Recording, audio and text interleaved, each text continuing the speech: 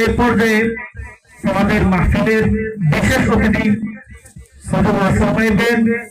সারা বাংলাদেশের আলোড়ন সৃষ্টিকারী বক্তা সুমধুর কণ্ঠস্বর হাফেজ কারি আলী হোসেন সাহেব, ইমাম ও খতিব, বীর সিংহপাড়া জামে মসজিদ, মাধবপুর হবিগঞ্জ। ওদেরকে আমাদের মহামূল্যবান বক্তব্য রাখার জন্য মাহফিল কমিটির পক্ষ থেকে অনুরোধ করছি।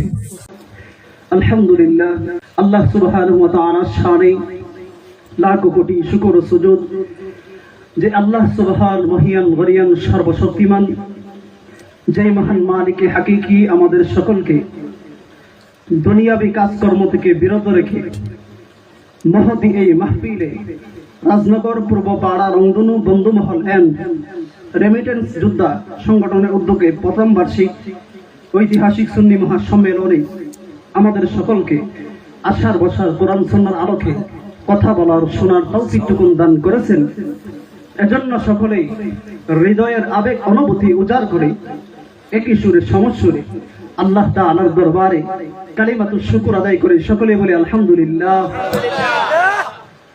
লাখ কোটি দরুদ আর সালাম আল্লাহর সৃষ্টির প্রধান আকর্ষণ বিশ্বসভার সভাপতি বদরুদ্দুজা সাইয়্যিদুস সাকালাইন ইমামুল মুরসালিন খাতামুন নবিয়্যিন আফতাবে নবুওয়াত শাহিনশাহে রিসালাত সুলতানে মদিনা আকায়ে নামদার তাজদারে মদিনা হাবিবে কিবরিয়া সাইয়্যিদুর রাসূল মুসাদ্দিকুর রাসূল সৈয়দুল খলাইক মুহাম্মদ আরবি সাল্লাল্লাহু আলাইহি ওয়াসাল্লামের সম্মানিত হাজিরিন, আমরা প্রথমে আল্লাহ তাআলার দরবারে কালিমাতুশ শুকর আদায় করেছি, আল্লাহ তাআলার শুকরিয়া আদায় করেছি।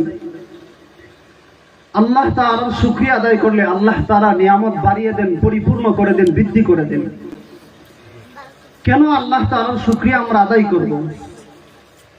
আল্লাহ তাআলার অসংখ্য অগণিত নিয়ামতের মধ্যে আমরা ডুবে রয়েছি, যেই নিয়ামতের শুকরিয়া জন্ম থেকে মৃত্যু পর্যন্ত আদায় করলেও শেষ হবে না। আমরা মনে করি আল্লাহ তাআলা আমাদেরকে কি দিয়েছেন। মুহতারাম হাজিরিন, মানুষদেরকে আল্লাহ তাআলা এত নিয়ামত দিয়েছেন যেগুলো গণে কোনো পৃথিবীর মানুষ শেষ করতে পারবে না।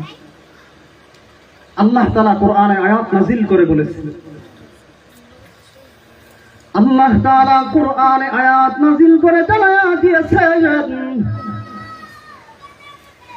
আল্লাহ বলেন ওয়া ইন তাউদ্দু নি'মাতাল্লাহি লা তুহসুহা। পৃথিবীর মানুষেরা রে, আমি আল্লাহ তাআলা তোমাদেরকে এত নিয়ামত দিয়েছি যেগুলো তোমরা গণে শেষ করতে পারবে না। লা তুহসুহা, আমি আল্লাহ তাআলার অসংখ্য অগণিত নিয়ামতের মধ্যে তোমরা ডুবে রয়েছো। মুহতারাম হাজিরিন, আল্লাহ তাআলা আমাদেরকে এত নিয়ামত দিয়েছেন, অথচ আমরা মনে করি আল্লাহ তাআলা কি দিয়েছেন। এই যে পৃথিবীর মধ্যে যা কিছু দেখতেছেন, আসমান জমিনের মধ্যে যা কিছু দেখা যায় এবং দেখা যায় না, আল্লাহ বলেন পৃথিবীর মানুষেরা রে, এই সব কিছুকে আমি আল্লাহ তাআলা তোমাদের জন্য বানাইছি, তোমাদের গোলামির জন্য। আর তোমরা মনে করো আমি আল্লাহ তাআলা তোমাদেরকে কিছুই দেয়নি। আল্লাহ বলেন পৃথিবীর মানুষেরা রে, তাকায়া দেখো, আমি আল্লাহ তাআলা আসমান বানাইছি তোমাদের জন্য, জমিন আমি আল্লাহ বানাইছি তোমাদের জন্য, পাহাড় পর্বত নদী নালা খাল বিল আমি আল্লাহ বানাইছি তোমাদের জন্য, চন্দ্র সূর্য আমি আল্লাহ তাআলা বানাইছি তোমাদের জন্য। যদিও চাঁদকে সূর্যকে দেখা যায় একদম একটা প্লেটের মতন দেখা যায় না, মনে হয় এটা একটা প্লেটের মতন। মুহতারাম হাজিরিন, বর্তমানে পৃথিবীর মধ্যে 200টা কান্ট্রি আছে, দেশ আছে। এই 200টা দেশ মিলে আমাদের পৃথিবী। তো এই যে আমাদের পৃথিবী এত বড়, এই পৃথিবীর চাইতে বিজ্ঞানীরা বলে আসমানের মধ্যে যে সূর্য আল্লাহ তাআলা আমাদের জন্য সৃষ্টি করেছেন, পৃথিবী থেকে 9,30,00,000 মাইল উপরে। বিজ্ঞানীরা বলে পৃথিবী যত বড়, এই তামাম পৃথিবীর চাইতে 13 লক্ষ গুণ বড় সূর্য। সুবহানাল্লাহ, চিন্তা করা যায়, একটা সূর্য 13 লক্ষ গুণ বড়, তার মানে 13 লক্ষটা পৃথিবী একটা সূর্যের মধ্যে রাখা যায়। সুবহানাল্লাহ বলবেন না? শুধু কি সূর্যই বড়, এই যে আকাশের মধ্যে তারকা দেখা যায় অগণিত, কত তারকা আল্লাহ তাআলা সৃষ্টি করেছেন। বিজ্ঞানীরা বলে পৃথিবীর কাছের যে তারকা সবচাইতে কাছে বেটেল জিউস নামে একটা তারকা আছে, এই তারকাটা সূর্য পৃথিবী থেকে 13 লক্ষ গুণ বড়। ওই সূর্যটা যে পৃথিবীর কাছের যে তারা আছে, এই তারাটা সূর্যের চাইতে 33 কোটি গুণ বড়। সুবহানাল্লাহ। আল্লাহ তাআলা বলেন এই সব কিছুকে আমি আল্লাহ তাআলা তোমাদের জন্য বানাইছি। কুল্লু হাদিহি খালাকাল্লাহু তাআলা ওয়া সাখখারাহা লিল ইনসান। আমি আল্লাহ তাআলা কুল কায়নাতের সব মানুষের জন্য বানাইছি। ওয়া নামলিল্লাযী খালাকাল ইনসান, তা পিপিলিকা পর্যন্ত আমি আল্লাহ মানুষের জন্য বানাইছি। এমন হবেন পিঁপড়াওনি মানুষের জন্য বানাইছে। পিঁপড়া নামে আল্লাহ একটা সূরা নাযিল করছে কোরআনে। হুজুর আছে না সূরাতুন নাম? নামলুর অর্থ পিপিলিকা। পিপিলিকার নামে আল্লাহ সূরা নাযিল করছে। পিপিলিকার কথা আল্লাহ তুলে ধরেছে। তো মুহতারাম হাজিরিন, এজন্য আমরা আল্লাহ তাআলার শুকরিয়া আদায় করি। নিয়ামতের শুকরিয়া আদায় করলে আল্লাহ তাআলা বাড়ায় দিবেন। আল্লাহ কোরআনে অন্য আরেকটা আয়াতে বলেছেন, আল্লাহ তাআলা আয়াত নাযিল করে জানায়া দিয়েছেন, লা ইন শাকারতুম লা আযীদান্নাকুম ওয়া লা ইন কাফারতুম ইন্না আযাবি লাশাদীদ। আল্লাহ বলেন পৃথিবীর মানুষেরা, আমি আল্লাহ তাআলার নিয়ামত পেয়ে তোমরা যদি শুকরিয়া আদায় না করো তাহলে আমি আল্লাহ তাআলা তোমাদেরকে আযাব দিব। আর যদি শুকরিয়া আদায় করো আমি আল্লাহ তাআলা নিয়ামত বাড়ায়া দিব, পরিপূর্ণ করে দিব। সুবহানাল্লাহ। যদি শুকরিয়া আদায় না করো তাহলে আমি আল্লাহ আযাব দিব। ইন্না আযাবি লাশাদীদ। আমি আল্লাহর আযাব এত কঠিন, এত বড়। আমি আল্লাহ যেমন বড়, আমার আযাব আর গজব তেমন বড়। আমি আল্লাহ যেমন বড়, আমার রহমত তেমন বড়। সুবহানাল্লাহ। আমি আল্লাহর দয়াও তেমন বড়। মুহতারাম হাজিরিন, এজন্য আমরা আল্লাহ তাআলার শুকরিয়া আদায় করব সর্বদা। যে আল্লাহ এত নিয়ামত দিচ্ছেন, আপনি সব নিয়ামত বাদ দেন না। নিজের শরীরের দিকে তাকায় দেখেন, আপনার মাথা থেকে পা পর্যন্ত কত নিয়ামত আল্লাহ তাআলা দিয়েছেন। মুহতারাম হাজিরিন, আপনাকে আমাকে দেখার জন্য চোখ দিয়েছে, বলার জন্য জবান দিয়েছে, কথা বলতে পারি, কাজ করার জন্য হাত দিয়েছে, হাঁটার জন্য পা দিয়েছে, বুঝার জন্য আল্লাহ তাআলা আকল দিয়েছে, জ্ঞান দিয়েছে। এই যে নিয়ামতগুলি দিয়েছেন, খোদার কসম, এই শরীরের নিয়ামতগুলির একটা নিয়ামতের শুকরিয়া যদি কোনো মানুষ জন্ম থেকে মৃত্যু পর্যন্ত আদায় করে, এই নিয়ামতের শুকরিয়া আদায় হবে না। মুহতারাম হাজিরিন, এত দামি জিনিস যার যেটা নাই সে বুঝে এটার মর্ম, সে বুঝে এটার দাম।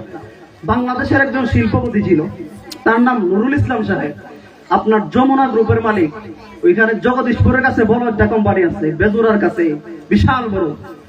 তার হৃদরোগ হয়েছিল 2019 সালে, কোভিড-19। তার হৃদরোগ হয়েছিল, কিডনিতে সমস্যা ছিল। সে ঢাকার শহরে ডাক্তারদেরকে বলেছিল, তার হৃদয়ের সমস্যা ছিল।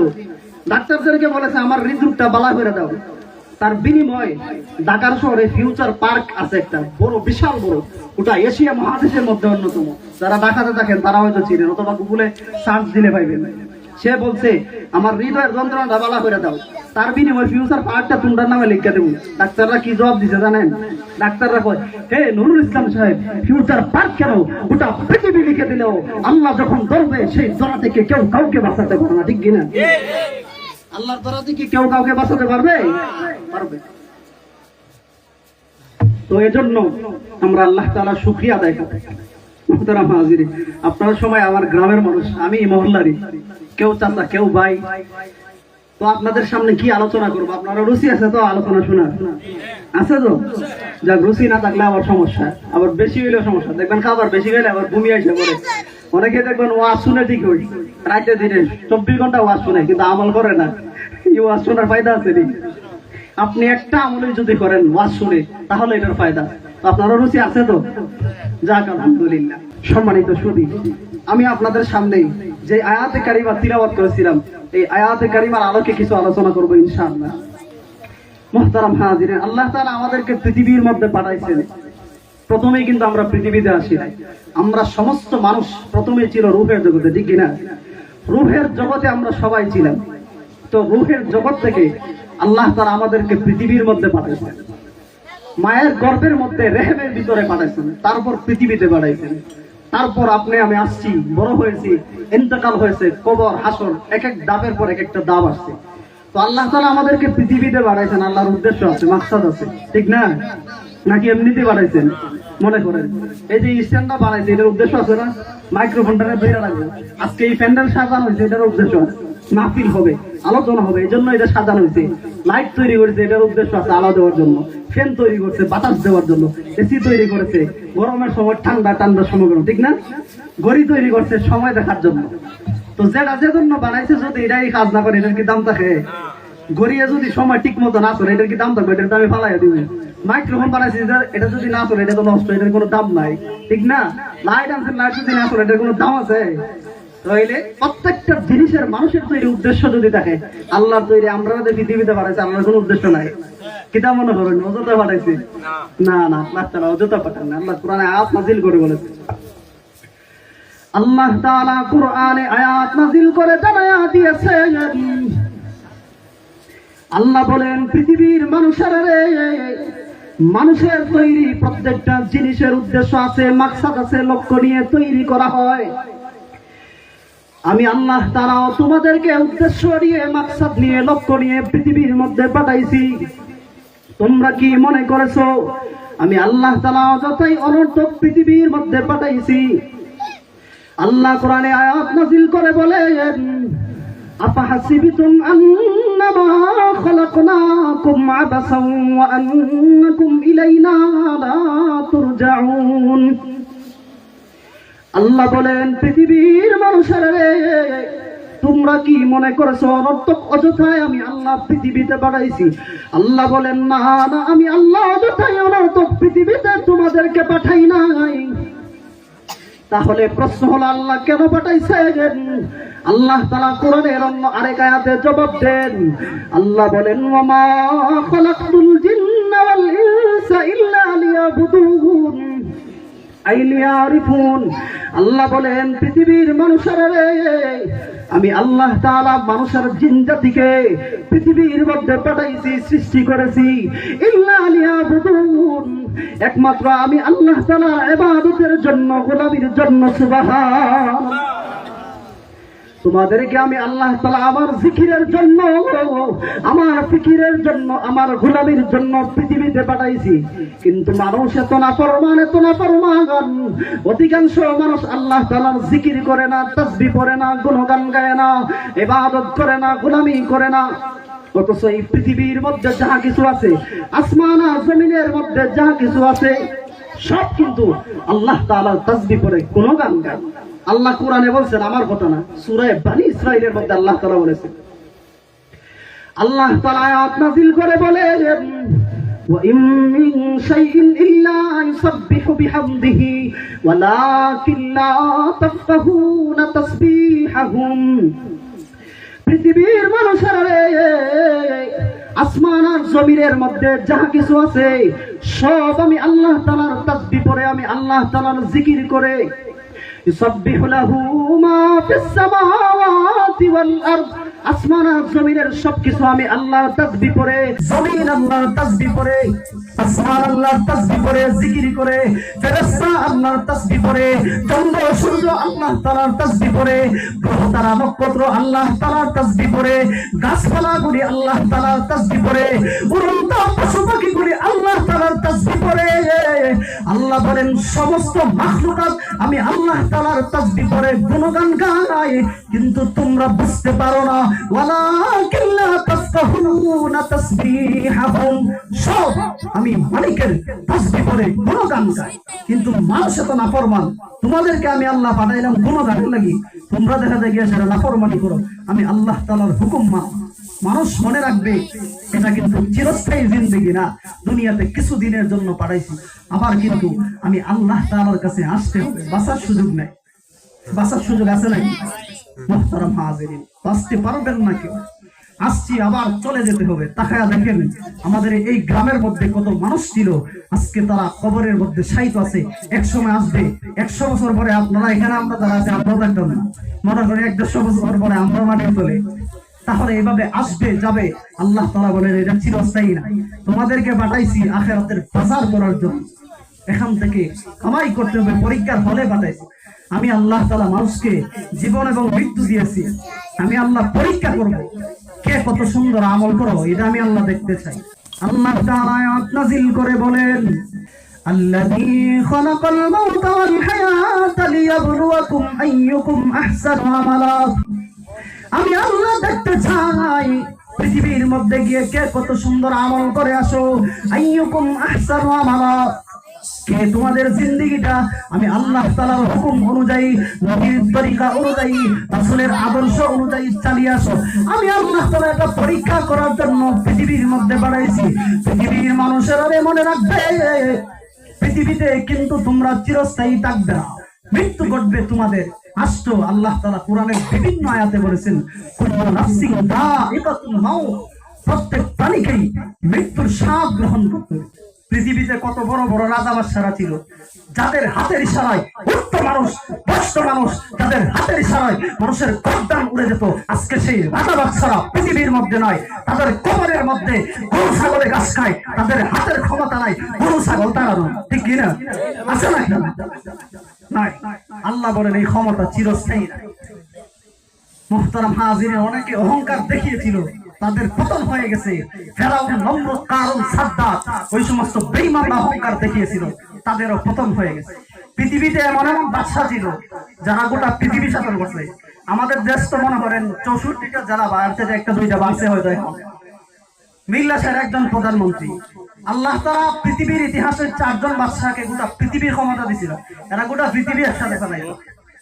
মুহতারাম হাজিরিন, 4 জন বাদশা, 2 জন ছিল মুসলমান আর 2 জন বেঈমান। মুহতারাম হাজিরিন, পৃথিবীর মধ্যে আল্লাহ তাআলা 4 জন বাদশাকে এমন ক্ষমতা দিয়েছিলেন। 2 জন ছিল ইমানদার মুমিন, একজন ছিল বাদশা যুলকারনাইন, আরেকজন ছিল আল্লাহর পয়গম্বর সুলাইমান আলাইহিস সালাম। আর 2 বেঈমান কাফেরকে আল্লাহ তাআলা ক্ষমতা দিয়েছিল, একজন ছিল নমরুদ, আরেকজন বাদশা বখতিয়ার। 2 বেঈমানরাও আল্লাহ তাআলা ক্ষমতা দিয়েছিল, কিন্তু তারা আজকে থাকতে পারে না। তাদের এমন ক্ষমতা ছিল গোটা পৃথিবী চালাইছে, কিতা মনে হল গোটা পৃথিবী শাসন করা। মুহতারাম হাজিরিন, আজকে তারা কোথায়? সুলাইমান নবী এমন ক্ষমতা আল্লাহ তাআলা দিবেন নবীরে, এমন মুজিজা দিবেন, এমন একজন জলিলুল কদর নবী ছিলেন, ওই নবীরও আল্লাহ তাআলা টাইম দেন মৃত্যুর সময় যখন হইছে। মুহতারাম হাজিরিন, আল্লাহর পয়গম্বর সুলাইমান আলাইহিস সালাম এমন একজন জলিলুল কদর নবী ছিলেন, যিনি গোটা পৃথিবী শাসন করেন। নবীকে আল্লাহ তাআলা এমন ক্ষমতা দিয়েছিলেন, উড়ন্ত পশু পাখিগুলি সুলাইমান নবীর কথা শুনত। পিপিলিকার ভাষা পর্যন্ত সুলাইমান নবী বুঝতেন, মাছের ভাষা বুঝতেন, জিন জাতিগুলি সুলাইমান নবীর আওতাতে ছিল, সুলাইমান নবীর কথা শুনতো। বাতাস সুলাইমান নবীর কথা শুনতো। সুলাইমান নবীকে আল্লাহ তাআলা এমন পাওয়ার দিয়েছেন যে সমস্ত পশু পাখিদের ভাষাও তিনি বুঝতেন। কিভাবে বুঝতেন? কোরআনে একটা ঘটনা আছে। সুলাইমান নবী একবার রাস্তা দিয়ে যাইতেছে, হাঁটতে হাঁটতে যাইতেছেন, যাওয়ার পথে সুলাইমান নবীর বাহিনী নিয়ে তিনি উম্মতদেরকে নিয়ে যাইতেছেন। যাওয়ার পথে দেখা দেখে পিপিলিকা, এক পিপিলিকার রানী কইতেছে, আপনার কোরআনের আয়াত, قالت نملة يا أيها النمل ادخلوا مساكنكم لا يحطمنكم سليمان وجنوده وهم لا يشعرون। পিপিলিকার রানী ডাক দিয়ে বলেন, সুলাইমান নবী যখন তিনি তিনার বাহিনী নিয়ে রওনা হয়ে গেছে, পিপিলিকার রানী ডাক দিয়ে বলতেছে, হে পিপিলিকার দল, সুলাইমান আলাইহিস সালাম তিনি তিনার বাহিনী নিয়ে আসতেছে, তোরা জলদি করে গর্তের ভিতরে ঢুকে যাও, গর্তের ভিতরে প্রবেশ করো, না হলে সুলাইমান নবীর বাহিনীর পায়ের তলে পড়ে আমরা সব পিষ্ট হয়ে যাব, পদপিষ্ট হয়ে যাব, মারা যাব। পিপিলিকার রানী বলে, এ পিপিলিকার দল, জলদি করে গর্তের ভিতরে ঢুকে যাও। সুবহান। এখান থেকে শিক্ষা, একটা পিপিলিকা হয়ে তার নাতির নিয়ে চিন্তা করে, আমরা সব মরে যাবো না, তাড়াতাড়ি গর্তের ভিতরে ঢুকে যান বাঁচা, কারণ তারা তো বড় মানুষ, তারা আমাদেরকে দেখতে পারবে না। সুলাইমান নবী এই কথাটা শুনে বলেছে, উনি আসতেছে, আমারে দুষ্ট আছে, আমরা পাহাড় তোলা ফেলে মরে যাবে। তখন পিপিলিকা কইতেছে, পয়গম্বর, আমি আপনাদেরকে দোষী নাই, আপনাকে দোষী নাই, আপনারা হলেন বড় মানুষ, আপনাদের পায়ের তলে পড়ে আপনাদের অজান্তে আমরা মারা যাইব, কারণ আপনারা আমরা দেখতেই না এমন ক্ষুদ্র প্রাণী। সুবহানাল্লাহ। বিজ্ঞানীরা চাইছিল এটা ভুল ধরতো, যে কোরআনে আছে পিপিলিকা নাকি আবার কথা কও, সূরা নামলের 18 নম্বর আয়াতে আল্লাহ এই কথা বলেছে। তখন গবেষণা করে দেখে এরা খালি কথাই করে, আরো অনেক কিছুই করে।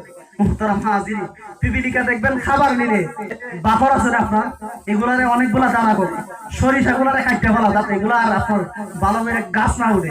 মুহতারাম হাজিরিন, তাদেরকে আল্লাহ তাআলা এমন জ্ঞান দিছে পিপিলিকাদের। তো বলতেছিলাম সুলাইমান নবীর আল্লাহ এমন ক্ষমতা দিছে, সুলাইমান নবীর টানতে যখন সময় হয়ে গেছে গাছ মালাকুল মউত চলে আসছে। সুলাইমান আলাইহিস সালামের যখন মৃত্যুর সময় হয়েছে, তিনি বাইতুল মুকাদ্দাস নির্মাণ করেন। ওই জিন জাতিদেরকে দিয়ে বাইতুল মুকাদ্দাস ফিলিস্তিনের জেরুজালেমের মসজিদে আকসা নির্মাণ করতেন সুলাইমান নবী জিন জাতিদের দিয়া। তখন নির্মাণ করতেছে, এই অবস্থায় ওনার সময় চলে আসছে। কারণ আল্লাহ তাআলা মৃত্যু যে হবে সময় নির্ধারণ করে দিয়েছে, কোরআনে আছে। আল্লাহ তাআলা নাযিল করে দিয়েছে,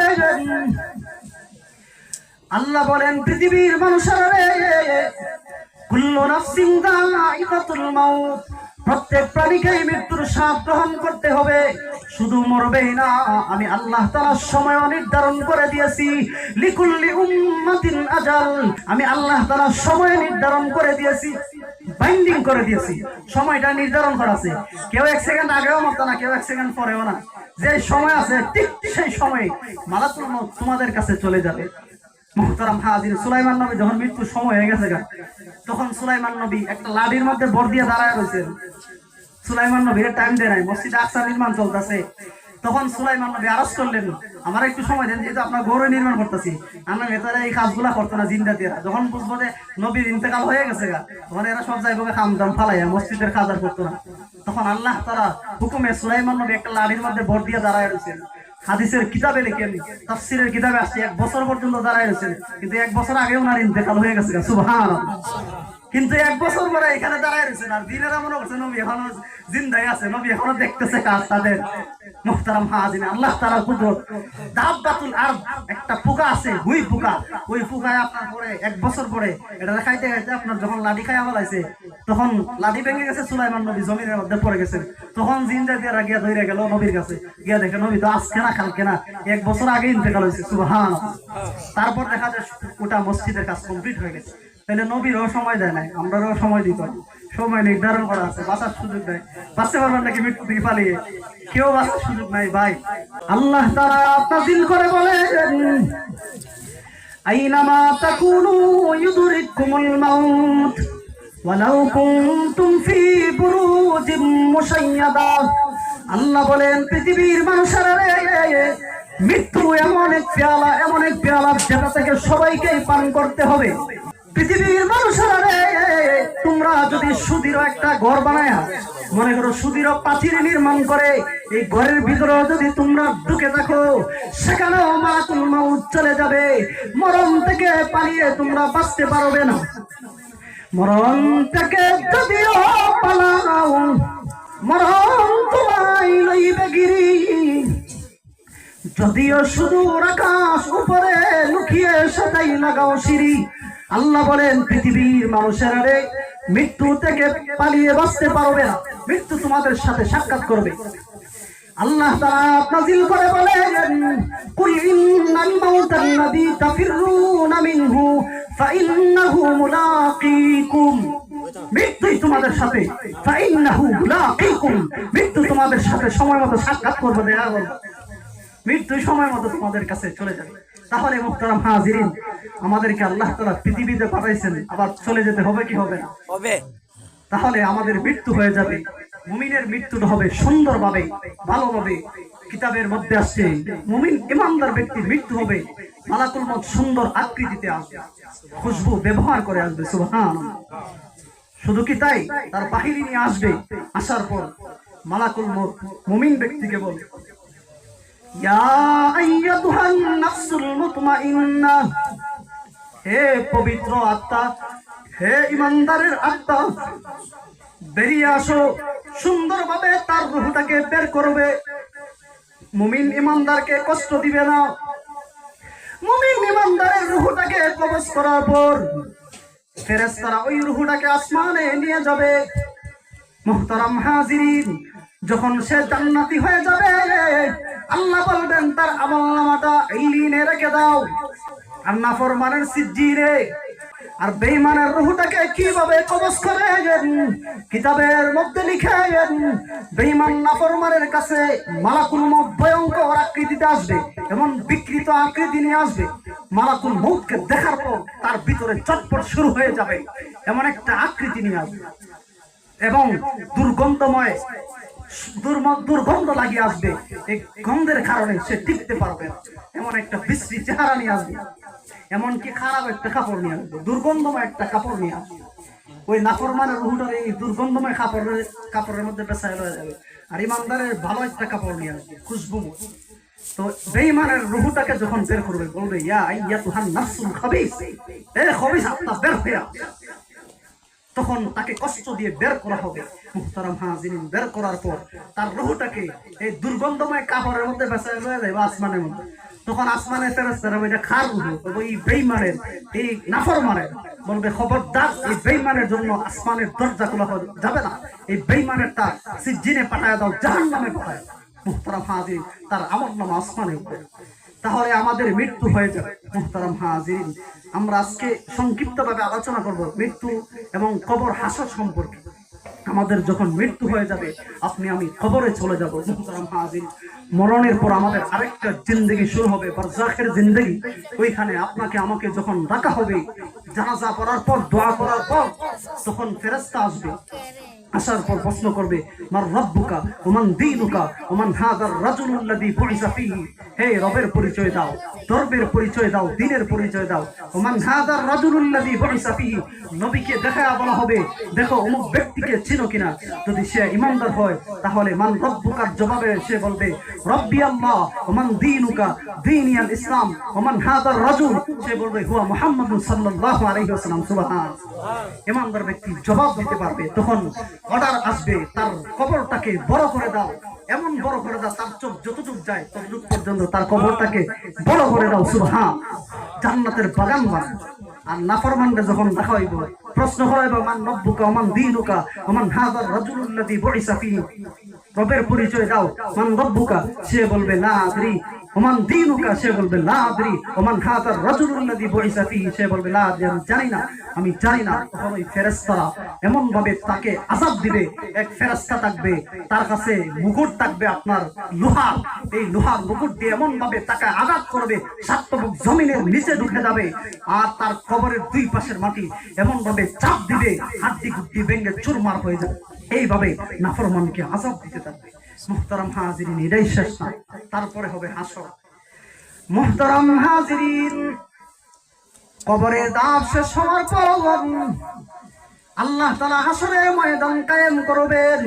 যখন পৃথিবীর মধ্যে একজন ঈমানদার থাকবে না, মুমিন থাকবে না, আল্লাহ তাআলা ইসরাফিল আলাইহিস সালামকে বলবেন, এরে ইসরাফিল, সিংহার মধ্যে ফু দিয়ে দাও, পৃথিবীটাকে মেসাকার করে দাও। কোরআনের মধ্যে আল্লাহ নাযিল করে বলেছেন ইযা যুলজিলাতিল আরদু জিলজালাহা ওয়া আখরাজাতিল আরদু আসকালাহা ওয়া ক্বালাল ইনসানু মা লাহা ইয়াওমাইযিন তুহাদ্দিসু আখবারাহা বিআন্না রাব্বাকা আওহা লাহা يومئذ يصدر الناس أشتاتا ليروا أعمالكم فمن يعمل مثقال ذرة خيرا يره ومن يعمل مثقال ذرة شرا يره। যখন পৃথিবীর মধ্যে একজন ঈমানদার থাকবে না, আল্লাহ বলবে ইসরাফিল, তোমার সিংহার মধ্যে ফু লাগায়া দাও। ইসরাফিল আলাইহিস সালাম যখন সিংহায় ফু দিবেন, পৃথিবীর সব কিছু মেসাকার হয়ে যাবে, ভেঙে চুরমার হয়ে যাবে, পাহাড়গুলি তোলার মতন উঠতে শুরু করবে। এমন একটা অবস্থা হয়ে যাবে, পৃথিবীটাকে 13 লক্ষ গুণ বড় সূর্যটা ভেঙে পড়বে পৃথিবীর মধ্যে, পৃথিবীর সব কিছু মেসাকার হয়ে যাবে। ইযা যুলজিলাতিল আরদু জিলজালাহা, জমিনের মধ্যে এমন ভূমিকম্প শুরু হয়ে যাবে, এমন একটা অবস্থা হয়ে যাবে। কিছুদিন আগে আমাদের দেশে ভূমিকম্প গিয়েছে, অনেক বিল্ডিং ভেঙে পড়ে গিয়েছে, অনেক মানুষ মারা গিয়েছে। এটা তো সাধারণ। যেদিন ইসরাফিল সিংহায় ফু দিবে, এমন একটা অবস্থা হবে, ইসরাফিলের সিঙ্গার ফুয়ের পর আওয়াজটা এমন ভাবে বাড়তে থাকবে, মানুষের কানের পর্দা পেটে যাবে যারা পৃথিবীতে ছিল। এমন একটা অবস্থা হয়ে যাবে। আল্লাহ তাআলা কোরআনের মধ্যে বলেছেন, ইয়া আইয়ুহান নাসুত্তাকু রাব্বাকুম ইন্না যালজালাতাস সাআতি শাইউন আযীম ইয়াওমা তারাউনাহা তাযহালু কুল্লু মুরদিআতিন আম্মা আরদাআত ওয়া তাদউ কুল্লু যাতি হামলিন হামলাহা ওয়া তারান নাসা সুকারা ওয়া মা হুম বিসুকারা ওয়ালাকিন্না আযাবাল্লাহি শাদীদ। ইসরাফিল যেদিন সিংহায় ফু দিবে এমন একটা অবস্থা হয়ে যাবে, সুস্থ মানুষগুলি বেহুশ হয়ে যাবে, গর্ভধারিণী মা তার সন্তান অটোমেটিক প্রসব হয়ে যাবে, মানুষগুলি হেলে দুলে পড়ে যাবে, মদ পান করলে নেশা পান করলে মানুষগুলি যেমন পড়ে যায়, মানুষগুলি হেলে দুলে পড়ে যাবে। একজন আর একজনকে জিজ্ঞাসা করবে, কি ব্যাপার, এমন অবস্থা হয়েছে কেন, পরে যাও কেন হেলে দুলে, তোমরা কি নেশা পান করেছো?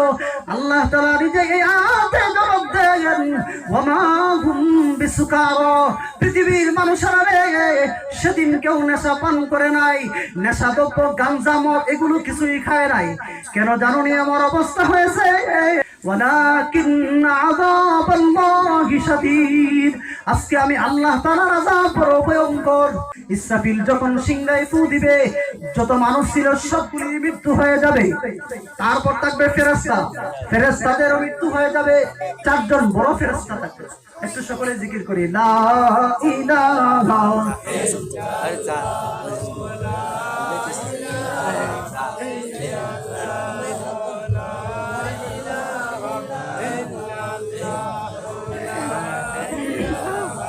ইল্লাল্লাহু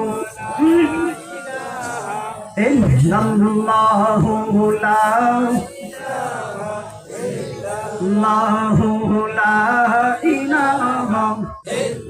লা ইলাহা ইল্লাল্লাহু মুহাম্মাদুর রাসূলুল্লাহ সাল্লাল্লাহু আলাইহি ওয়াসাল্লাম। মুহতারাম হাজির, ইসরাফিল যখন সিংহায় ফুটবে সব মানুষ মারা গেছে, ফেরেশতাও সব শেষ, আছে শুধু চারজন ফেরেশতা, ইসরাফিল, জিবরাইল, মালাকুল মউত, আজরাইল এবং মিকাইল। ওই সমস্ত চারজন ফেরেশতা থাকবে, তাদেরও মৃত্যু হয়ে যাবে, থাকবে শুধু মালাকুল মউত, আজরাইল। আল্লাহ জিজ্ঞাসা করবেন, আর কে আছে? সে বলবে, আমি আছি আর আপনি আছেন, তুমিও মরো। আল্লাহ তাআলা যখন হুকুম দিবে তখন তার মৃত্যু হয়ে যাবে। কিতাবের মধ্যে আসছে, মালাকুল মউতের যেই মৃত্যুটা হবে, যদি পৃথিবীর মানুষ সেদিন থাকতো, সে এমন একটা চিৎকার দিবে আল্লাহর হুকুমে, যখন তার মৃত্যু হবে সমস্ত মানুষ তার চিৎকার শুনে মৃত্যু গ্রহণ করতো। মুহতারাম, এমন বিকট চিৎকার দিবে মালাকুল মউত, তাহলে সবার মৃত্যু হয়ে যাবে।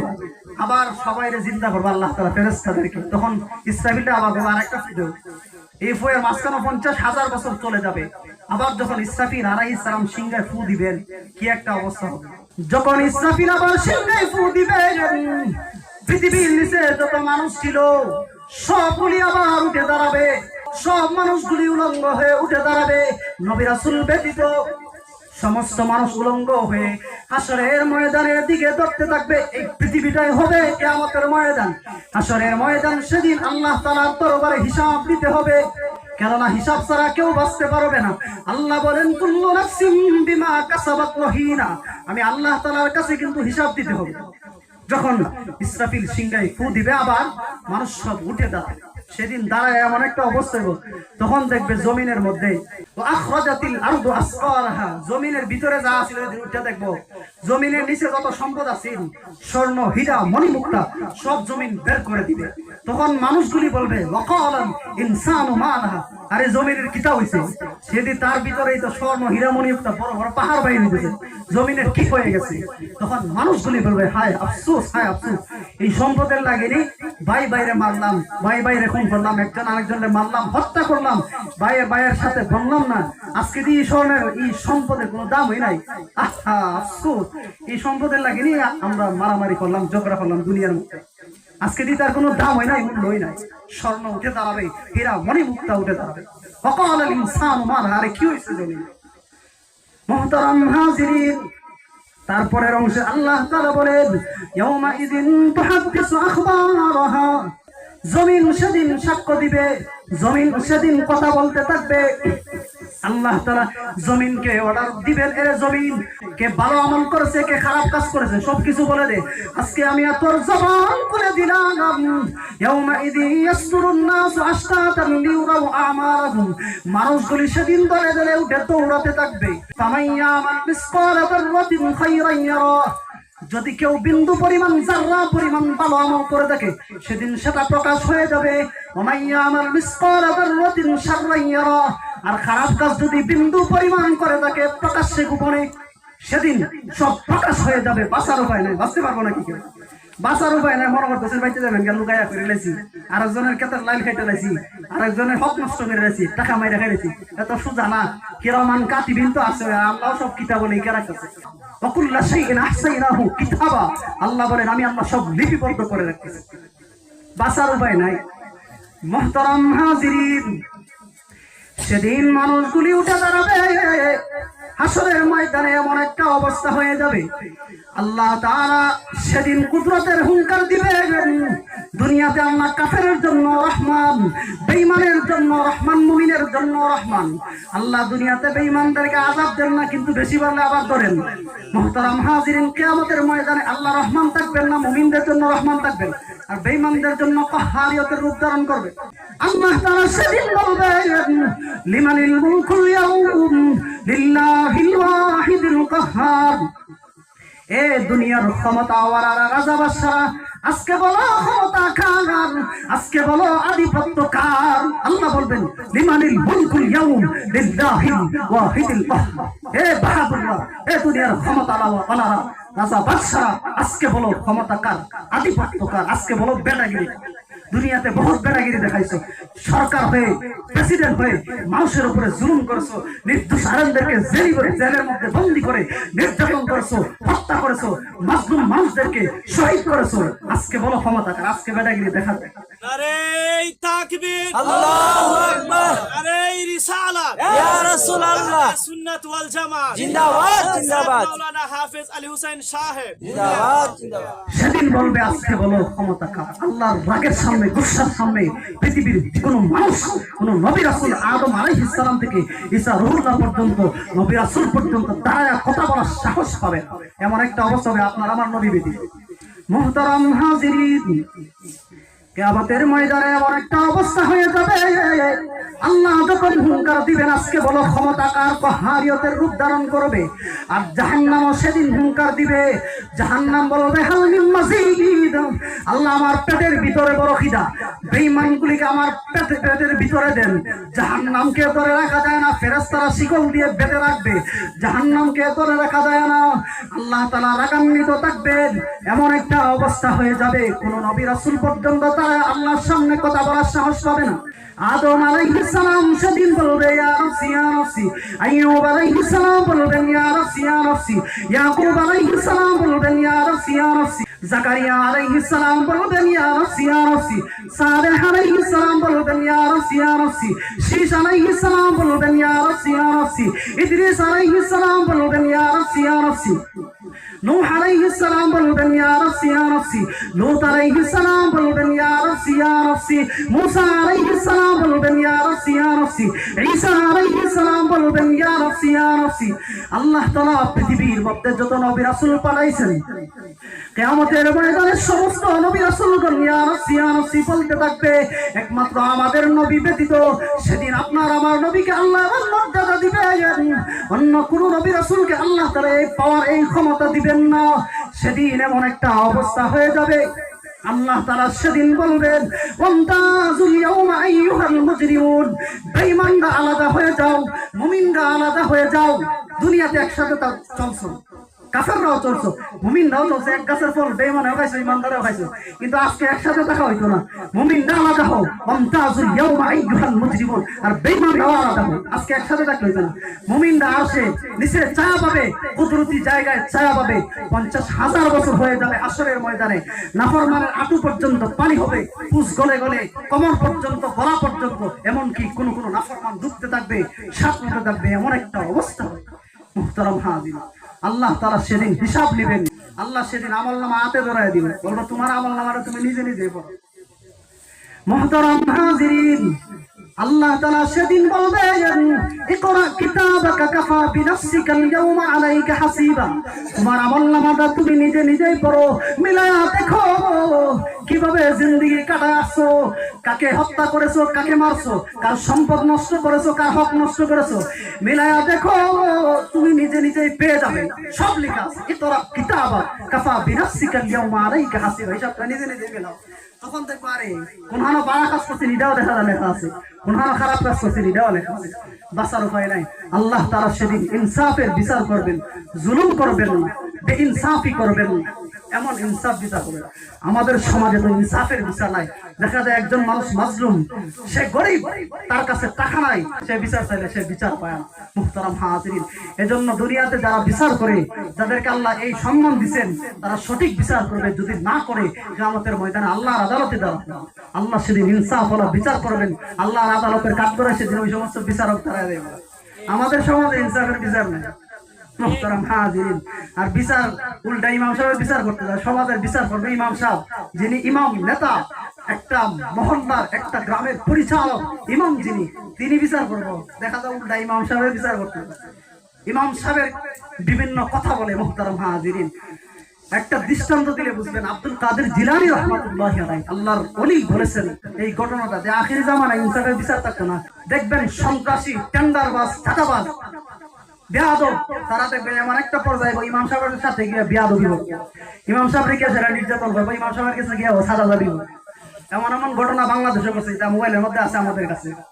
তো শেষ জামানে আব্দুল কাদের জিলানী বলতেছে, যখন শেষ জামানে আছে এক ডাকাতের দল, বুঝছেন, ডাকাতের লিডার, তার দল বল নিয়ে আসে ইমাম সাহেবের কাছে গেছে। ইনসাফের বিচার হইতো না। এই ঘটনা শুনলে বুঝবেন যে দুষ করে একজন দাগে আর একজনের উপরে। তো আব্দুল কাদের জিলানী বলতেছেন, শেষ জামানে ডাকাত গিয়েছে, বলতেছে ইমাম সাহেবের কাছে, ইমাম সাহেব মানুষ ইমামতি করেন, দাওয়াত টাওয়াত খায় মানুষের বাড়িতে, টাকা টোকা পায়, কিছু দিয়ে আইলেন আমারে, আনালে কিন্তু ইমামতি টিকতো না, কেন তাকতে না বলাম। এরকম কিন্তু অনেক বেয়াদব আছে, ইমাম সাহেব গিয়ে হুমকি দেয় হক কথা বলার কারণে। তো ওই ডাকাতে গিয়া কইতাছে, ইমাম সাহেব কিছু দিয়া লাই। ইমাম সাহেব, ভাই আমি ইমামতি করে আমার বেতন হইতে 5,000 টাকা, এক মাসে চালই কেনার মতন হয় না। মানুষ এত জুলুম করে ইমামদের প্রতি, 5,000 আর 7,000 টাকা বেতন দেয়। মানুষের বিবেক কোন সময় করবো? মুহতারাম হাজিরিন, 3,000 টাকা এক বছর চালের দাম হইবে, ঠিক না?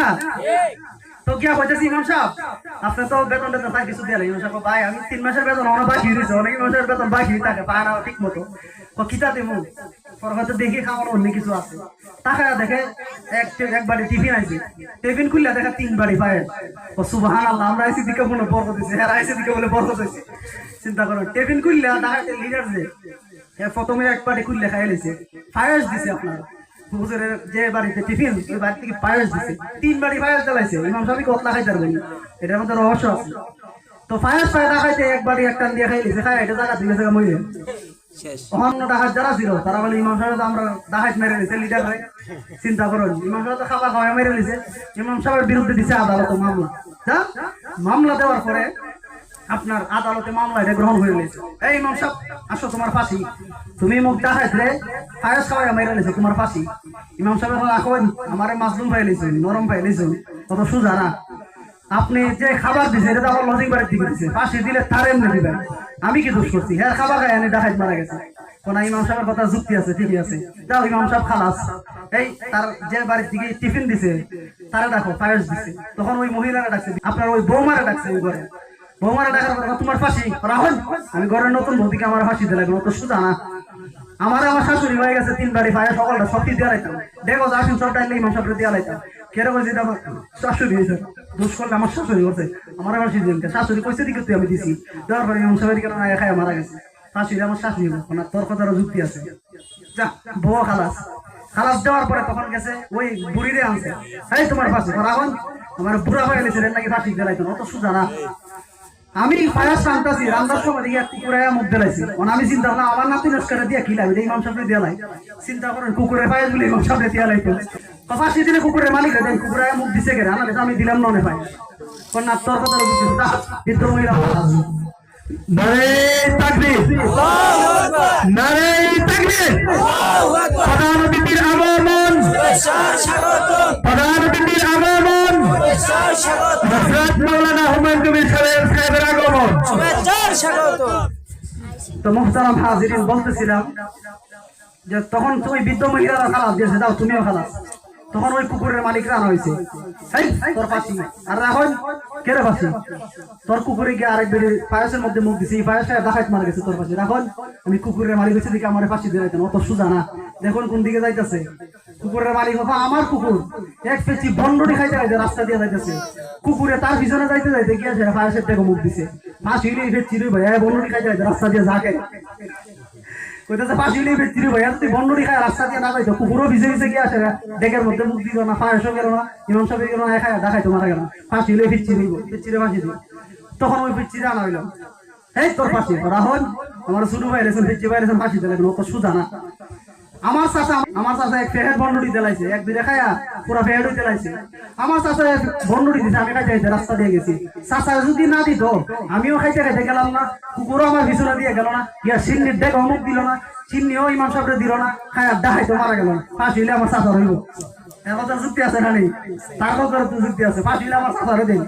হ্যাঁ আমার বন্ডুটি দিছেন কি জানলি না, ঠিক আছে। এর চাচারা আছে, এই তোমার ফাঁসি। রাখুন আমি বন্ডুরি দিছি আমার ফাঁসি দিলাইছি, অত সুজা না। তখন আপনার সে বললো যে আমি বাজার থেকে বন্ডুরি কিনা লয়েছি আমার গুরুতরদের লাগে। আনার পরে যখন আমার পচরাবো দিচ্ছে, আমি বলছি পচরাবো, পাহাড় দিয়ে দিয়ে গরু দিছে দৌড়। আমি গরু দৌড় দেওয়ার কারণে আমিও আমার পচরা পড়ে গেছে আমার রুটির মধ্যে, আর আমি ওইটা তৈয়া তৈয়া দৌড় দিচ্ছি। আমার চিন্তা করলাম পচরাবের রুটি আমার দোকানদার দিয়ে কিনা বাতি ধরে দেওয়া নাই, বাতি ধরে দেওয়া লাগছে। ফাঁসি হইলে তো এই গরুর মালিকের লইতো, আমি কি দোষ করছি? এই গরু যদি দৌড় না দিত আমিও আমার বাতিদারে দিতাম না, কেউ খাইতে খাইতে রাস্তা দিয়ে যাইতো না, আপনার কুত্তাও পিছনে দিয়ে যাইতো না, গিয়া সিন্নি দমুক দিত না, ইমাম সাহেব এই জন্য খাই দেখাইতো মারা দিত না। ফাঁসি হইলে যে গরুর মালিকরে ফাঁসি কোনো ঠিকই আছে, গরু মালিক আনো, গরু মালিককে ডাকছে, ডাক দেওয়ার পর দেখে গরু মালিক আছে মরে, কখন কিতা করতো লাগছে রে মুহতারাম হাজিরিন। যখন মারা গেছে তখন বললো যে গরুর মালিক যেহেতু মারা গেছে, তখন তারা ফাঁসি দিত। এই ফাঁসি দিয়ে একটু কাউন্টার দিছিল আপনার আদালতের মধ্যে। দেশে কত ভালো মানুষ আছে, এরা বিচার করে না। এক সুর মারা গেছে, ডাকাত মারা গেছে, এর কেস নিয়ে বছরের পর বছর যাওয়াইতেছে। এর যে কাউন্টার দিছিল উচিত কথা কইছিল, এরা বাইন্দা দিয়েছিল আগে, এরা ভিতরে বন্দি করে দিত। তখন দেখলো কেউ বানা ফোন এর আছে, এতে কাউন্টার দিছিল, এরা আইনা সে তোর ফাঁসি, আমার ফাঁসি মানে তুই যে কাউন্টার দিছিলে উচিত কথা কইছিল, এর লাগে তোর ফাঁসি। কয়টা কোন ধারাতে আছে যে কাউন্টার দিলে উচিত কথা কইলে ফাঁসি? কয় এতদিন আছে 360টা ধারা, তোর লাগে ওখানে একটা বাড়াইছি 361টা, কথা কইলেই ফাঁসি। ওখানে এর ফাঁসি দেওয়া গেলে ফাঁসি লাগে না, চিন্তা করলো ওখানে খারাপ ফাঁসি দেওয়া যায়। কিতারে তুই ফাঁসি লাগাচ্ছ, আমার গলা এটার মধ্যে আপনার রড লাগাই ফাঁসি লাগতাম না। তখন চিন্তা করলো যে গরুর মালিক মারা গেছে, কি হয়েছে দেখ গরুর নিফাস গিয়া দেখে গরু যে গরু দুষ করছিল আপনার লাল গরু, গিয়া দেখে এই গরু মালিক মারা যাওয়া এই গরু দিয়ে যে তুলিছে জব করে খাওয়াই নিয়েছে মানুষের, তখন কারে ফাঁসি দিব। তখন আর কোনো গরু আছে গিয়া দেখে একটা সাদা গরু পাইছে, ওইটা রাইনা ফাঁসি দে। জল্লাতে ফাঁসির মধ্যে গিয়া দেখা এটা গরু দিই সারা জীবন মানুষ ফাঁসি দিছি, ওখান দিয়ে গরু না, আমি গরু ফাঁসি দিতাম না, আমার মান সম্মান কমাই যেতাম না। তখন চিন্তা করলো, আদালতে অর্ডার দিল বাইরে দেখ ফাঁসি তো দিতে দিব, রায় তো কার্যকর করতে দিব, বাইরে দেখ কেউ পাওয়া যাবে। এক লোক বাইরেছে তাহার যুগ করতো, রোজু করতো, পুকুরের মধ্যে বাইরেছে, এই লোক রেগে 3টার সময় বাইরেছে, গিয়া জাতা বাইরে ধরেছে তোর ফাঁসি। হারি ফাঁসি মানে কেন ফাঁসি? আদালতে নিচে নেওয়ার পরে হইলো তোর ফাঁসি। কি আর ফাঁসি? মহামান্য আদালত তখন কইতাছে যে আমি কি দুষ্কর্ম, 3টার সময় বাইরে নিয়ে ফাঁসি, তুই 3টার সময় বাইরে যোগ করে চিন্তা করেন, হ্যাঁ ভাই বাইরে যে নামাজ পড়ার লাগি তাহার যুগ করতো, এর বলে এটাই দোষ। তখন কইলো তোর ফাঁসি। আচ্ছা ঠিক আছে, ফাঁসি যে হইব এটা কোন আইন আছে, কোন আদালত আছে? এতদিন আছেন 360টা, হে যে কাউন্টার দিছিল লাগে বাড়াইছিলাম একটা 361টা, তখন 3টার সময় বাইরে নিয়ে ফাঁসি, তখন 362টা, বাইরে যে বাইরে বেরোই ফাঁসি দিল। চিন্তা করেন মহামান্য আদালতে কি একটা রায় দিছে, বেয়াকুব। কে দোষ করলো, কার কাছে গেল? মুহতারাম হাজির, আমাদের সমাজের বাস্তবতা দোষ করবে একজন, গিয়ে পড়বে আরেকজনের উপরে। আব্দুল কাদের জিলানী বলেছেন, যদিও এটা হাসির কিন্তু বাস্তব কথা বলেছেন, ইনসাফের বিচার সমাজের মধ্যে নাই, এজন্য ইনসাফের বিচার করতে হবে। যদি না করেন, যারা সমাজের নেতৃত্ব দেন আল্লাহর আদালতে কিন্তু দাঁড়াতে হবে। মুহতারাম হাজিরিন, আল্লাহ তাআলা কিয়ামতের ময়দানে ইনসাফের বিচার করবেন, কারো উপরে জুলুম করবেন না। কিয়ামতের ময়দানে দুইটা দল হয়ে যাবে, একদল হবে ডানপন্থী আর একদল হবে বামপন্থী। একদলের ডান হাতে আমলনামা দেওয়া হবে, আরেক দলের বাম হাতে। জান্নাতীদেরকে ডান হাতে আমলনামা দেওয়া হবে, আর জাহান্নামীদেরকে বাম হাতে সুজা দিবে না, তাদের পিছন দিয়ে হাতটা নিয়ে বুক বরাবর দুখায়া দিয়ে বলবে নাফরমানগুলিকে আমলনামা দাও, ডাইরেক্ট আমলনামা দিবেন। এমন একটা অবস্থা হবে, সেদিন আল্লাহ তাআলা ইনসাফের বিচার করবেন। আপনার আমার নবী সুপারিশ করবেন সেদিন। আর কেউ আল্লাহর সামনে দাঁড়ায় কথা বলার সাহস পাবে না। আল্লাহর দরবারে সেজদায় পড়ে থাকবেন। আল্লাহর রাগ আর গুসা শেষ হয়ে যাবে, কমে যাবে। নবীকে বলবেন, মাথা উঠান, আজকে আপনাকে শাফাআতের অধিকার দিলাম, যাকে খুশি তাকে নিয়ে আপনি বিনা হিসাবে জান্নাতে চলে যান। সুবহান। মুহতারাম হাজিরিন, জান্নাতের মধ্যে যে কত নিয়ামত দিব, এইগুলা তো বলার সময় নাই।